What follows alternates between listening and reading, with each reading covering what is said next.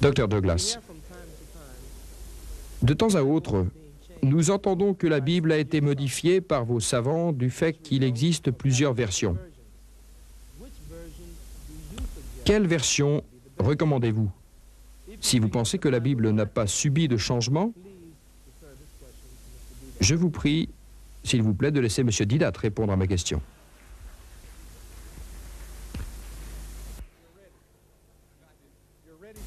Êtes-vous prêt pour cela? Ah oui, je voudrais être sûr qu'il est prêt à cela. Vous êtes toujours prêt? D'accord, d'accord. Je vais lui refiler la question parce que, manifestement, il pense que la Bible a été modifiée.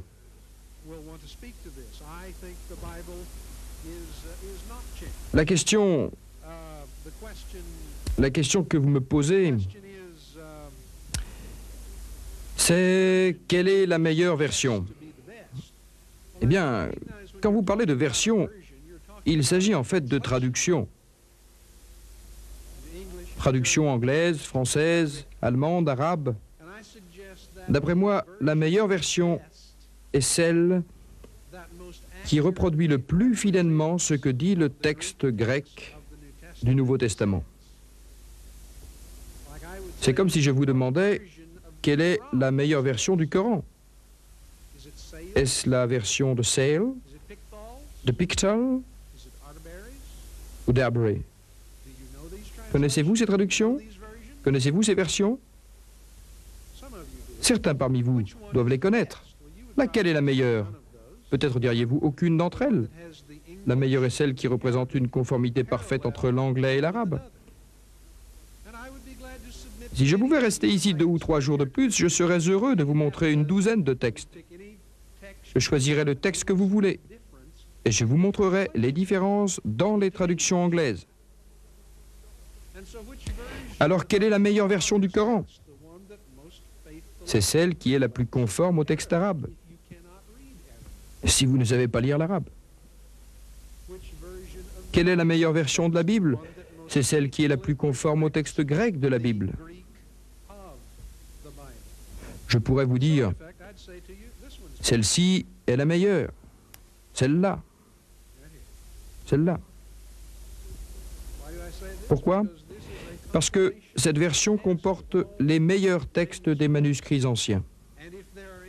Et si vous m'interrogez sur la teneur de ces textes, je vous dirai, ils sont tous là, ils n'ont pas été brûlés, ni détruits, ni supprimés, ni perdus, ni quoi que ce soit. Ils sont là, vous pouvez les lire et m'interroger sur les différences que vous trouvez. Ces différences ne changent rien en ce qui concerne la signification de ces textes. Bien. Les amis de M. Didat m'ont dit une fois, « Oh, les chrétiens modifient la Bible. » Avant, dans l'Évangile selon Jean, chapitre 3, verset 16, il disait que Dieu a sauvé le monde en donnant son Fils unique enfanté par lui. Et maintenant, ils ont supprimé le mot « enfanté », en soulignant que ce mot figure dans la version du roi James, mais non dans la version standard. Quelqu'un a-t-il modifié la Bible? Non. Ce mot n'a jamais figuré dans les textes grecs. Il n'y avait qu'un seul mot dans les textes grecs, et ce mot est « monogame ». Alors la Bible a-t-elle été modifiée? Non, on a seulement rectifié la traduction anglaise, et le mot lui-même n'a nullement été altéré.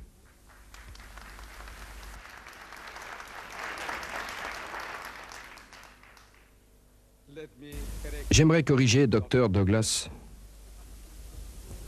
La différence entre version et traduction, voyez-vous. Les savants et les missionnaires chrétiens tentent d'abuser les musulmans en prétendant qu'il y a une similitude entre une version et une traduction, ce qui est faux. Dans le christianisme, il y a la version catholique de la Bible, la version de Doe Ahrens, qui comporte 73 livres, 73 livres. La version adoptée par les catholiques est celle du roi James. Cette version se compose de 66 livres, donc 7 livres de moins. D'après vous, il s'agit seulement d'un problème de traduction? Non, ce n'est pas le choix des termes qui est en cause. Quand les musulmans disent traduction, il s'agit effectivement de traduction. Yusuf Ali, Abadi, Mohamed Ali, Maoudoudi, ce sont toutes des traductions. La différence réside dans le choix des mots, des synonymes, des termes. Des termes différents sont utilisés pour traduire un certain mot selon la façon dont chaque traducteur comprend la langue. Ça, c'est une traduction. Mais quand on supprime 7 livres de la parole de Dieu, frère Jimmy Swaggart dit que ces 7 livres sont grossiers. Les savants chrétiens disent qu'ils sont apocryphes. Que veut dire ce mot, apocryphe? C'est un terme technique qui signifie suspect. En d'autres termes, ces livres ne font pas partie de la parole de Dieu. Les protestants disent non. Et Dr. Douglas, qui est protestant, ne considère pas que ces 7 livres sont la parole de Dieu. Si vous les acceptez, vous êtes catholique.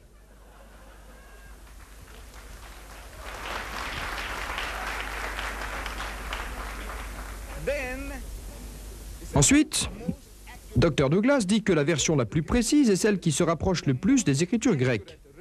Et celle qui se rapproche le plus des Écritures grecques est la version standard, revue et corrigée. C'est ce que disent vos savants. 32 savants des plus éminents aux États-Unis ont produit la version standard, revue et corrigée de la Bible. Ils disent de jolies choses en faveur de la version du roi James que chaque chrétien doit adopter et acheter selon les dires de Jimmy Swaggart. C'est la version qu'il utilise et c'est la version qu'il vend.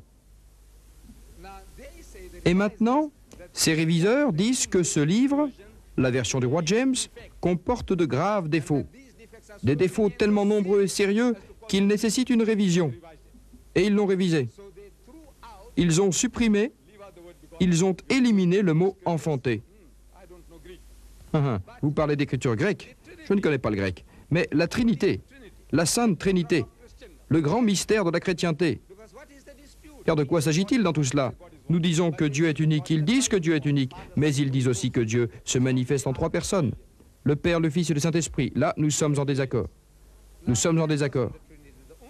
Le seul endroit dans la Bible, je ne sais pas s'il s'agit de sa Bible, celle des textes grecs. Il n'a pas dit quelle version il tient dans ses mains.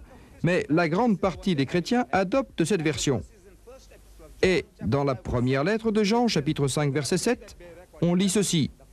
Car il y en a 3 qui rendent témoignage au ciel, le Père, le Fils et le Saint-Esprit. Et ces 3 ne font qu'un. Ce verset fut supprimé dans votre version, de la version standard revue et corrigée par vos savants. Alors, ça, c'est une version. Le verset fut considéré comme une falsification et supprimé en tant que tel. L'ascension de Jésus est citée dans l'Évangile selon Marc, chapitre 16, verset 19, où l'on nous dit que Jésus est monté au ciel. Et dans l'Évangile selon Luc, chapitre 24, verset 51, où l'on dit également que Jésus est monté au ciel. Ces versets furent aussi supprimés en tant que falsification. C'est une version, ce n'est pas la même chose qu'une traduction. Dans une traduction, on ne supprime pas de texte comme vous l'avez fait. Voilà la différence entre une version et une traduction.